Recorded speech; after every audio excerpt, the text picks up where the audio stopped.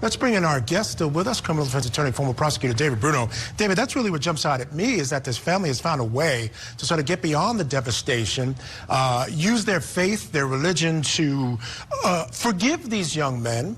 And it gives us a kind of a good feeling about it. I think Grandma summed it up very well. She said after that, you know, the verdict and the sentencing, she was able to breathe. What was your reaction?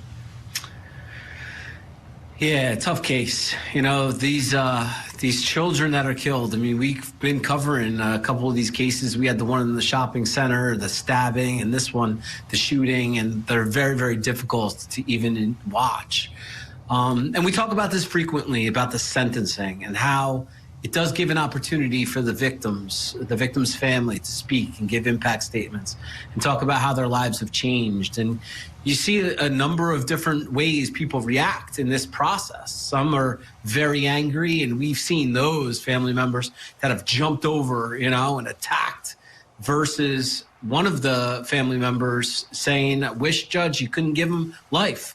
But that was the statutory max, mandatory minimum. So I think we're on the same page on these sentencing hearings often, Michael, and that it gives them an opportunity to voice these things, communicate, and hopefully move on, because now it's been a final sentence for these individuals and they've been held accountable. Yeah, no question. And you know, the other thing that jumped out at me too is that, you know, how this gang violence and guns are really devastating these communities. These are families who knew each other. It sounds like they knew at least a couple of them, maybe even been in their homes, I think the guy said.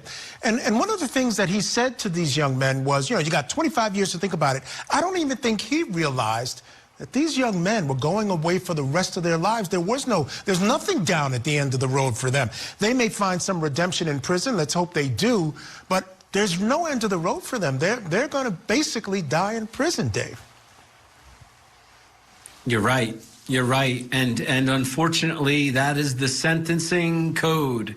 There's draconian sentences in the states, the federal system as well. And it's just a reminder, you be careful the company that you keep, and make good decisions, Michael, because we're in a crazy world right now, and a lot of it has to do with staying grounded, family, community, getting support if you need it. Yeah, and I would have to agree 100%. You know, again, just bad decisions. These guys weren't even the target, right? The little girl and her family weren't even the target.